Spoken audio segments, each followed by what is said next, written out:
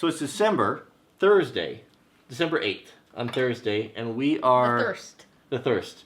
We are in the heart of a massive storm. We're out all day just getting things ready. That's right. We just got in. It's like 4:30 or so. So Jack and I got the truck ready, and we put the chains on, and we got the chainsaws, all that ready, and Mrs. W got her car and all her emergency stuff ready. And what else did we plowed snow. Dealt with the trampoline. We dealt with the trampoline. We plowed snow. We got about almost a foot now, and it is just coming down. How cold is it? 16 degrees. Colder. It's just beautiful, beautiful. So we have a story for you tonight, and we changed the setting. We thought, well, we'll be uncomfortable so you can be comfortable and enjoy the wood stove here, because so we're just sitting on the floor here. But I don't know if you can still see it or not, but I mean, it's just beautiful. It's just as good as life gets. I just love the snow. Mama's here cold. I'm in the middle, so I'm about half warm and half cold, and Papa's just broiling up there. I am a little hot. Yeah. I can't turn the stove down because then it'll ruin the ambiance. Mrs. W has picked a story for us tonight. What's the story? I haven't read it yet. I don't know what it is. It's about the song "Oh Holy Night." That's one of my favorite songs. Anything else you want to add before we start? No. Okay. All right. So in the year 1847, a man named Placid Capu. Ooh, there's a lot of big words. Maybe you want to skip the words, the names. A man named something. Let's start over. Okay. In the year 1847, Mr. P, from some unknown country, was the commissioner inspector of wines in a small town in France. Known to be an avid poet, Mr. P was approached by a priest to compose a poem for Christmas, the Christmas service in Paris. Initially, Mr. C was not certain. This is not going well. It's a great story. I don't know how to pronounce his name. Just make it up. Capu. Cap. Capu. Cap? Just say Cap then. I'll short the cap. Okay. Start over. Everybody likes a nickname. So I was having some difficulties pronouncing. Cut. I was having some difficulties pronouncing the French name, so I'm just going to short it to Cap. Perfect. All right. So in the year 1847, a man named Cap was a commissioner inspector of wines in a small town in France. Known to be an avid poet, Cap was approached by a priest to compose a poem for a Christmas service in Paris. Initially, Cap was not certain he'd be able to live up to the task. After reading the Gospel of Luke for inspiration, he envisioned that it might have been like that's what it might have been like in Bethlehem to witness the birth of Christ. From there, he penned the now famous words to the song, O Holy Night. Upon delivering the poem in Paris, Cap determined that his song would be even more powerful if set to music.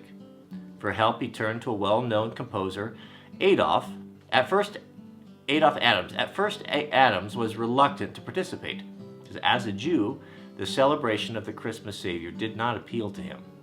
Still, something about the words of the poem inspired him, and thus he endeavored to compose an original score unlike any that has been heard before. It only took Adams 3 weeks to complete the work, and it was immediately performed at the Christmas Eve Mass. Churches across France embraced this amazing new hymn, and it became a popular staple of choirs to sing at Christmas time. However, Cap eventually left the Catholic Church. This information, combined with the news that the music was written by a Jewish man, caused the Catholic hierarchy in France to ban the singing of the song, claiming it was too secular. It baffles the mind how the worshipful lyrics to this song could ever be considered secular, but the church had spoken, and the song was no longer part of traditional service. This, however, did not silence the song forever. Common folks continued to embrace it and refused to let the church bury it. They continued to sing the Noel in their homes and in social gatherings. O Holy Night had gone from a mainstream hymn to an underground hit. About 10 years after the official attempt to bury the song by the church in France, Noel found its way to the ears of an obscure American writer named John Sullivan, Dwight. Now there's a name I can pronounce. Dwight instantly felt moved by the lyrics and the grand soaring score. He determined that an American audience had to hear it. Dwight felt that the song was the perfect marriage between the good news of the gospel and the freedom that Jesus represented. An ardent abolitionist, Dwight was overcome with the power of that particular verse. Truly, he taught us to love one another. His law is love. His gospel is peace. Chains shall he break, for the slave is our brother, and his name all opposition shall cease. Dwight translated the lyrics of the Noel into English, renaming it O Holy Night, and published it in a magazine. The song found an audience with the American North, where it was celebrated as the anthem of freedom. Meanwhile, the song continued to be celebrated by the common man in France and various parts of Europe.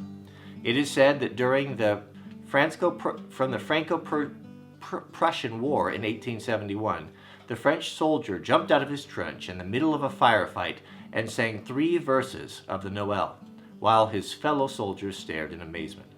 Upon completing the song, a German soldier boldly emerged from a hiding, approached the Frenchman, and said something in German, which means, from heaven above to earth, I come to bring good news to everyone. Glad tidings of great joy, I bring, of which I must say and sing. The words are lifted from the old hymn, From Heaven Above to Earth I Come, which was penned by Martin Luther. The legend stated that for the next 24 hours, in honor of Christmas Day, both sides ceased fighting. And from that time forward, the Noel and its English translation, O Holy Night, would become one of the most cherished hymns of Christians around the world. Pretty nice. Pretty nice. I didn't know that. Interesting that you couldn't sing that song, that it was banned. Yeah. Well, we've come a long ways. Yeah. And not some good, some bad. That's right. What did you think of that story, Jack? I kind of thought it was funny that it got banned Why was that funny?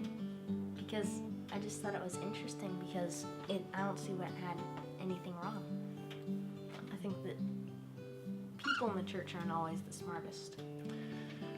And that's true. I agree with that. Sometimes an organized religion in churches can become kind of like a club, and you get kind of, some people think that if you leave our club, then you're not a Christian, or you don't know God. That's not always the case. Sometimes churches are a good fit for you. Sometimes they're not. And people come and people go. But just because someone's not sitting in our particular congregation or going to our particular church does not mean that God doesn't love them and that God doesn't work in their lives in powerful ways. Oftentimes, it's the people that are outside these churches that do some of the most good. All right. Well, thanks for watching. You want to address... some people, I think, thought we were going to do one every night. Well, that's on the first day we said we were going to try to do it frequently, but things happen, we're busy, it's tough to get it up at night, and so we'll do it frequently, but not every day. We'll do as many as we can. Yeah. And again, if you have a story that you'd like to share, please send us a link. And I have written down the ones that some people have written already. So. And we'll be doing some of those. So Yeah. Thanks for watching. God bless. And Have a great evening. we'll see you on the next one.